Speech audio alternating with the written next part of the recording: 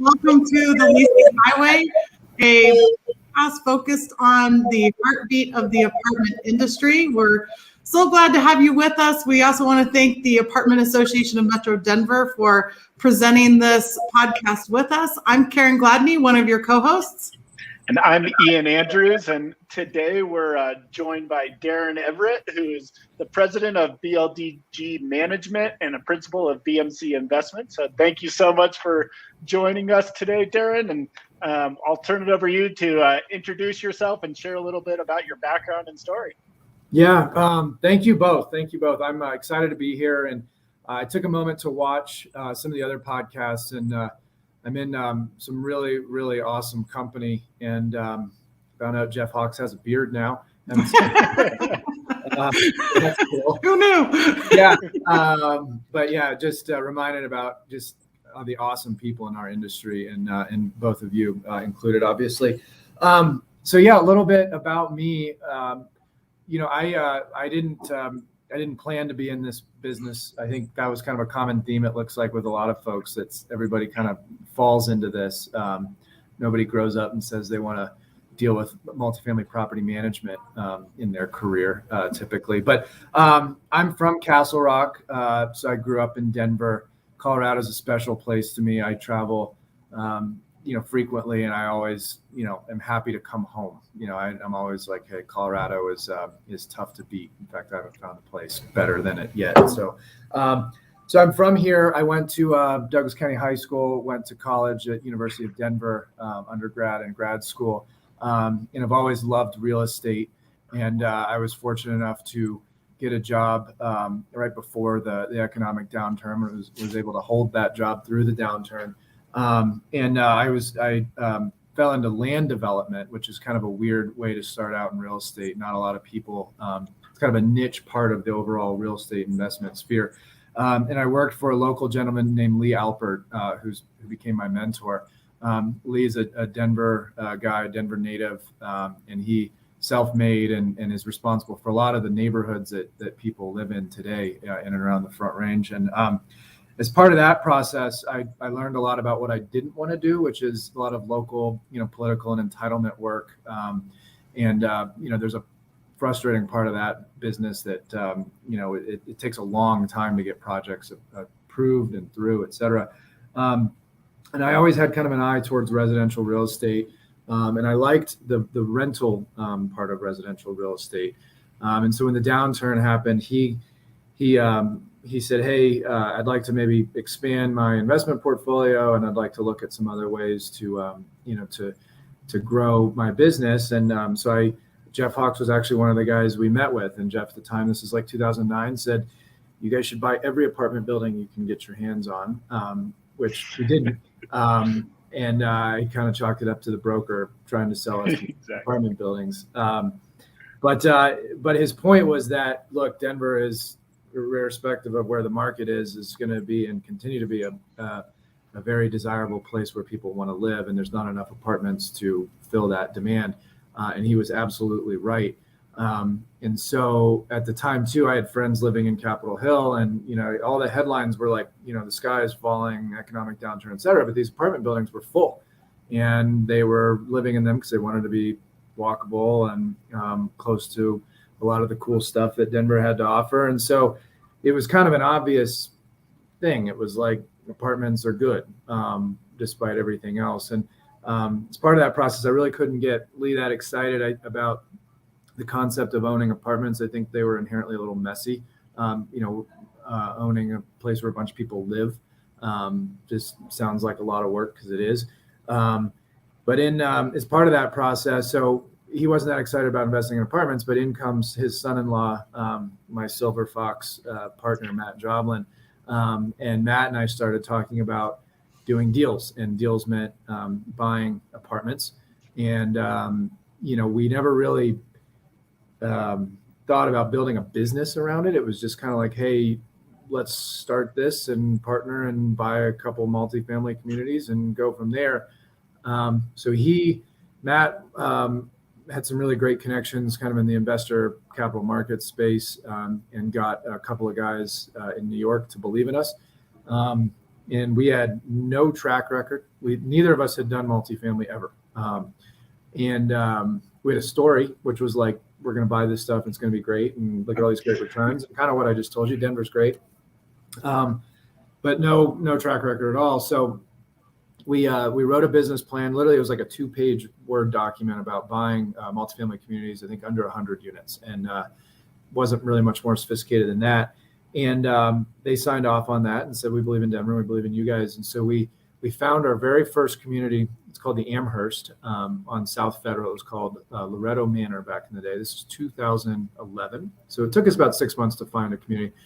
And I think it was an 8 cap. So that was pretty high. Today we're buying stuff at like 3s and 4s. We put it under contract and we said, this is going to be easy. I mean, I went to college for real estate, and it's like a lot of people do this. How could this go wrong?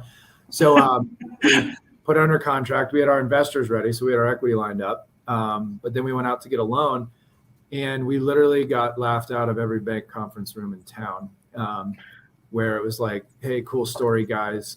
Come back when you have some money and a track record. And it's like, well, I didn't think that's how it worked. So we were fortunate enough to get a loan literally at the very last minute for the property. And from Collegiate Peaks Bank, local group, very still grateful to this day that they took a bet on us. So we got that lined up, and then we went to take over the property, and one of our main capital partners said, hey, we're going to do this with you, but you guys have to manage yourself. So this is 81 units on South Federal, and again, keep in mind I grew up in Castle Rock and lived a pretty sheltered existence prior to this, and so I had to learn quickly about property management, but again, thought, hey, this can't be that hard. So we're probably like 3 weeks from closing, and I bought a book, Property Management for Dummies. And I read it on the plane. That's awesome. And I think I still have it somewhere, but I like highlighted and underlined and, dog-eared, and this is what a make-ready is, and okay, work order, and again, what could go wrong? So we take over, and this is April of 2011, 95% occupied. We walked every unit. We, didn't do a file audit. No one knew what that was, of course. And it was 95% occupied. We're going to keep it 95% occupied. We're going to, renovate it, and we're going to fix it up, and we're going to raise the rents, and we're going to sell it, and we're going to make a profit and move on to the next. And that's how it works. So 4 months in, August 2011, we were 50% vacant. And we made our loan payment that month, but had only $800 in our operating account after the loan payment.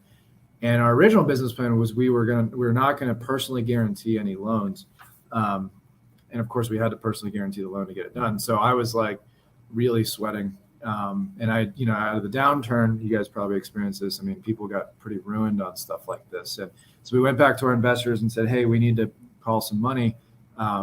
I don't know if we're going to make our loan payment next month. And they said, no, if you want to do that, you can put more of your own money into the deal, for which we really didn't have any, or you guys can figure it out.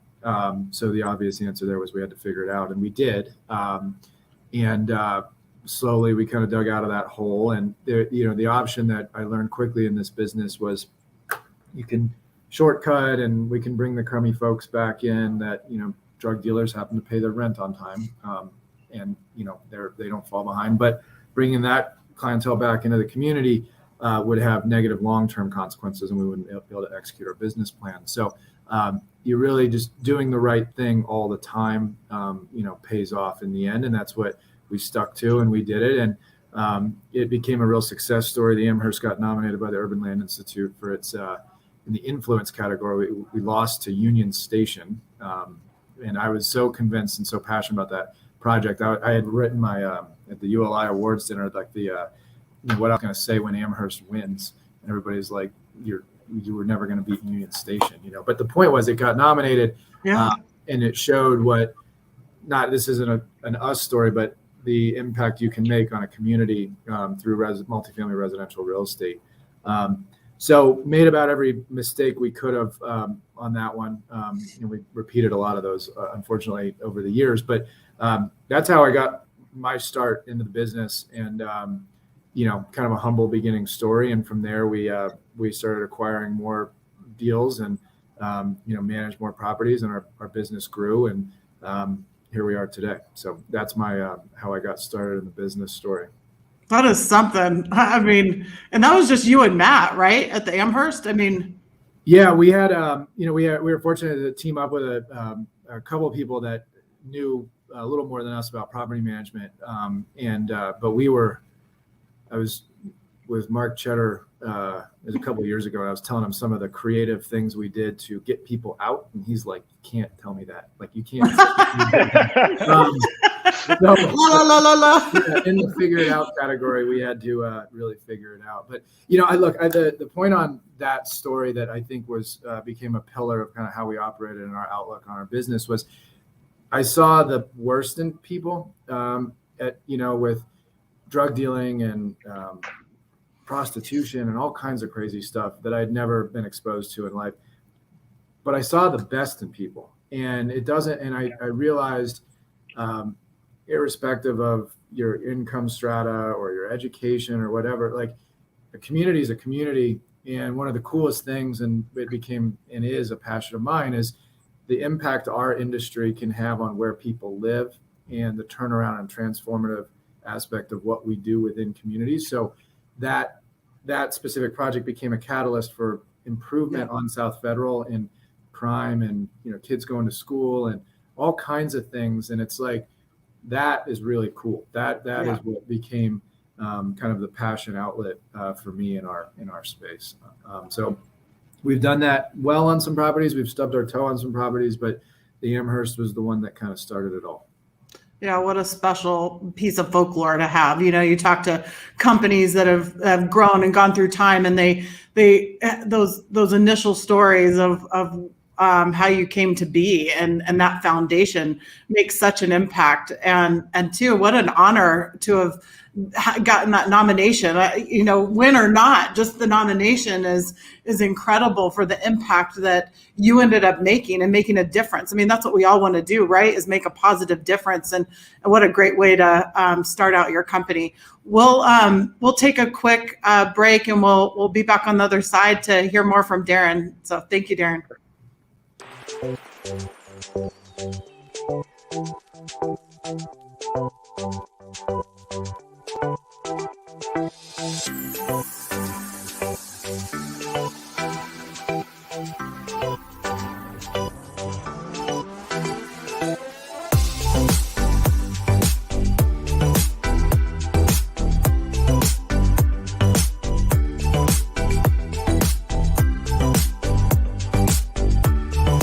Welcome to your beautiful new apartment home here at Gables Point 14. As you can see, we're featuring this beautiful one-bedroom den.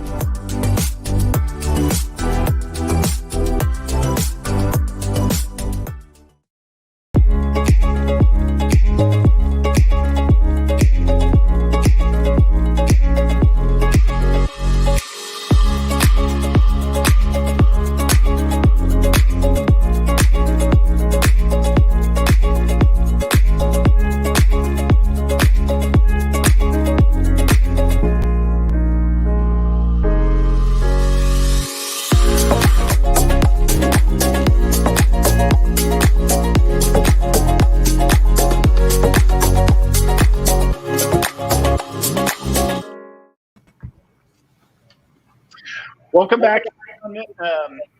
Some amazing insight and just story there for how you got started there. And I love the fact that you just had to learn and figure it out kind of on the go versus, from the property management side, especially, of just being thrown into it and just figuring it out. I'm sure you took away some different perspective there, rather than, kind of learning the habits of those that are already been in this industry and in that space for a while. So really love that part of the story. And curious from your side, what would you say are some of the reasons for your success and throughout this journey with both BMC and BLDG?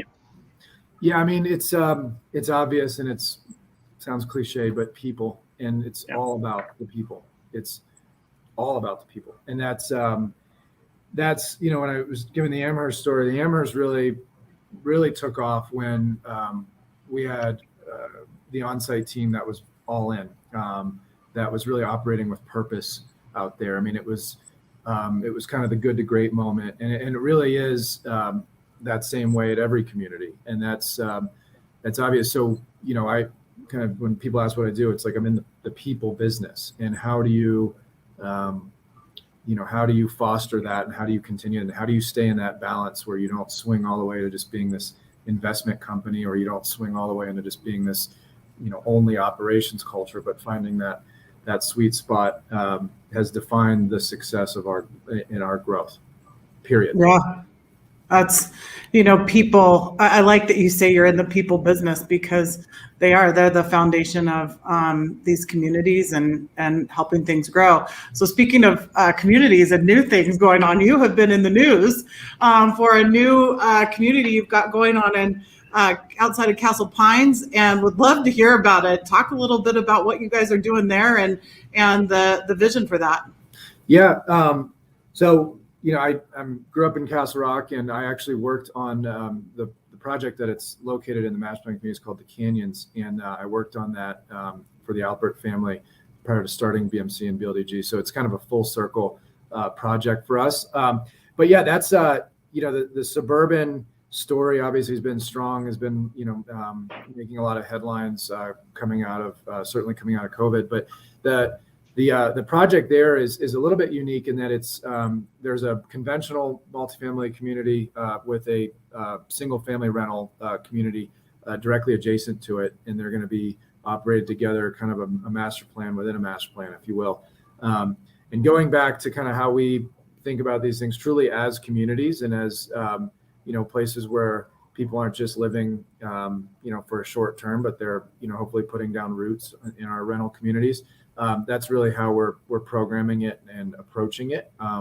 And so even just our amenity facility and kind of how the trails, work, and how the buildings connect is going to be really unique and really special. So this is one that we're really excited for, and it's obviously our first venture in development outside of kind of Cherry Creek core, if you will. Well, and really unique too, because it's part of that greater master plan that's going on down there at the Canyons, and that is something.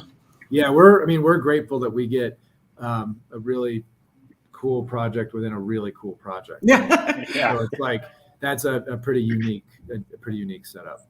For sure. Yeah, I love it, especially too because like you, I'm also a Castle Rock product of Douglas County High School as well, and just really cool to actually being able to develop this space that's where you grew up, and actually see that come to life, and really just have such an innovative approach to it is amazing. So yeah, definitely special for me as well of what you guys are doing there, and love just that innovation and how you guys are approaching it. And, the next question I wanted to throw over to you here is just for what did the next 10 years look like, and what do you envision for the company, and on that longer term? Yeah, a lot of change. I mean, look, the first, we call it 1.0 and 2.0. So BMC BLDG 1.0 was kind of our first 10 years, and there was a lot of just figure it out in that process, kind of like we just talked about. The 2.0 vision for BMC BLDG, and I got to give my partners a lot of credit for this. Jeff Stonger, Matt Jodlin, and Aaron Little. They've been instrumental in really saying, okay, let's do this in a thoughtful way. Let's set a goal. Let's really take what we've built and make it into something truly great. And so the vision for us is to get to be a much larger organization, and Denver will always be our focus, and home base. But we are going to venture out into other markets. But we're investing more in our people and our team now than we've ever have. And so we're trying to build the infrastructure that we need. We're modeling a lot of cool things off of our peers, many of which have been on this call, and, reaching out to our industry peers more than ever on, hey, what's working, what's not, how are you innovating? Talking to groups like you on, new ways to really innovate with our platform, embrace technology, et cetera. So that's the kind of the new vision, is to not just figure it out, but to do it in a really great and thoughtful way. Well, I think what's neat is that you also have the hospitality side. You have hotels, and so you've got apartment communities and hotels. Where have you seen crossover from the two, and what have you learned from both and merged with both? I just think that's a really cool dynamic you've got. Yeah. So the hotels in our portfolio, the ones are that we don't manage them. We partner usually with an operating partner, and perspective, it's similar but different. And it's a hotel is the hotel model or hospitality model. It's a beast. It's very management intensive. It's very operating intensive. And so I've developed a great deal of respect for our operating partners on those. The service level, I would say, is where the crossover is, and the touch points. And so when we programmed St. Paul Collection in Cherry Creek, we set out to deliver really a hospitality service model. And we did it. We brought it in house, things like concierge, and how we programmed the retail components to be complementary to your living experience or your stay, if you will, was really the crossover there, and doing it in kind of a unique way. I wouldn't say it's completely outside the box, but there is definitely a high touch service model at St. Paul. And then going back, I would say back and forth, the kind of the approach, the community, the thinking about a hospitality project within the context of a greater community, much like you would in an apartment community, is where we've tried to really push our hotel partners on, how do we program this within the context of the neighborhood, not just another property within the Marriott brand or et cetera. So, but yeah, my partner, Matt, he is really good. I would say he's become really good at the hospitality component of our business. So his new, I would say his passion project is the Clayton Social Club in Cherry Creek, which has also made some headlines. And if you haven't had a chance to check that out, it's really cool.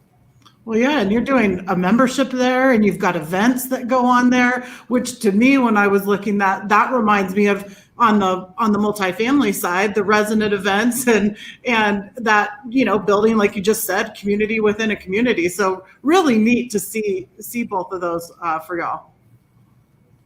Absolutely. Let's take one more quick break, and then we'll be back with a couple of final questions for you here, Dan. Cool. Meet Drew. She's a photographer living in Chicago and is currently looking for a new apartment. She's found a few places she likes, but isn't sure which one is the best fit. That's when Drew discovered RentGrata. RentGrata allowed Drew to talk to Ashley, a resident of the building she was considering. After talking to Ashley, Drew knew it was the right place for her, so she decided to move in. Today, Drew found a new home and Ashley made some referral money. But with RentGrata, it doesn't stop there. When this conversation data is combined with AI machine learning intelligence, RentGrata can provide new insights that allow property managers to get a better sense of what renters want. And that means a better renter experience for all. Welcome your residents, reach them with RentGrata.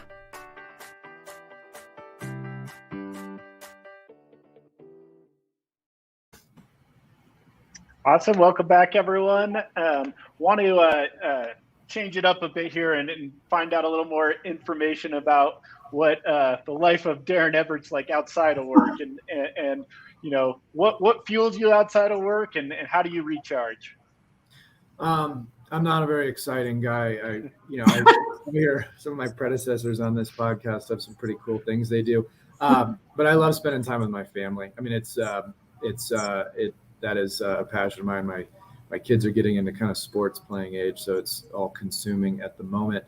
But I love that, and I'm one I don't need a lot of like me time, so I roll kind of right out of the office and into the family dynamic pretty quickly. Yeah, those kids' sports, that could be another full-time job, just going and attending all the different events. Yes. I think property management has helped because it's like the logistics component of that. Okay, you go here, you go here. Right. Delegating. What about a bucket list item or two that you have that you're hoping to hit? I'd love to travel more. It's just it's something I think I through the pandemic, and I know a lot of people say this, but it's like you really appreciate your ability to go places, even driving places. So Mhm. maybe that's not really just one specific bucket list item, but I'd love to take some more time to travel. Any favorite places or next best place you'd like to travel that you hadn't gone? I'd love to go to Europe, and I've, lived in the middle of the continental United States and haven't ventured very far from Colorado that often. So would love to make it over there soon. Yeah, for sure. Awesome. Yeah. So one other question we had here is, what keeps you up at night? What are those things? This hasn't gone away or changed much over the 10 or 11 years we've been doing this, but it's really the on-site teams, thinking about them always. And I've been pretty adamant and entrenched on that really being a defining element of our culture. It's just kind of the on-site component in their daily existence driving a lot of what we do. And so it's, through COVID, obviously it is a challenge. I mean, and you guys have been out to a lot of properties. So it's like you took an already kind of tough job and then you layered on all these other things on top of it. And so, and the daily changes and whether it be legislative changes or health and safety or pick a thing these days. And then, how they deliver a customer service model in the face of especially a lot of our Class C communities where it's like we're trying to get everybody to pay rent on time. Right. So which is in conflict with, delivering great service. And so those are the things that I think about a lot at night and throughout the day. Your teams are lucky. I mean, your theme throughout this has been people, and you can tell your authenticity about appreciating your people throughout your organizations, and that just makes people want to do more for you. I mean, that's really special, Darren, and an obvious reason why everything's going so well. And we wish you tons of great continued success. Our theme continues a little bit with this people factor. What would your advice be to somebody just starting out in the industry? That doesn't necessarily be on site. It could be in your marketing department or in a service role somewhere. But at any age too, we welcome people at any stage in their career to this industry. What would your advice be to them? Yeah, I think look, number one, just go get it. Like that's the cool thing about our industry, probably beyond any other industry, is that you can start out as a groundskeeper and be an executive. Like it's, I think so true. Our industry really values more of your journey rather than your degree or, where you came from. And I think that's really cool. I mean, I'm constantly humbled by that, where I meet, executives or peers who literally started out as a maintenance tech or a leasing agent or whatever. And so I would say, like, come to our industry, get into our industry, and then pursue. And, BLDG has a value journey to greatness. And that's something we really embrace, which is like, we'll invest in you, but you got to have the desire to go get it. So that's number one. And then, number two, love what you do. You have to be a little bit of a masochist to be in this space sometimes. And so you really have to find passion in your craft here. And I know you guys do, I do, but it is, Jeff Hawk said, it's not a business for everybody. So love what you do. And number three, get involved in the department association. That's something that I've leaned into over the last 24 months. And such amazing people in our industry, and specifically the department association. I think they've done a really good job of focusing on whether you're a marketing person or, an on-site person, ways to support you in your career. So those would be my three things. Awesome. Yeah, no, amazing advice there. And time flies here. It's been awesome hearing a little bit more about your story. Thank you so much for joining us. Thanks to the Apartment Association for helping put this on and all that they do. So really appreciate your time, Darren, and thanks so much. Thank you both. Bye. Thanks.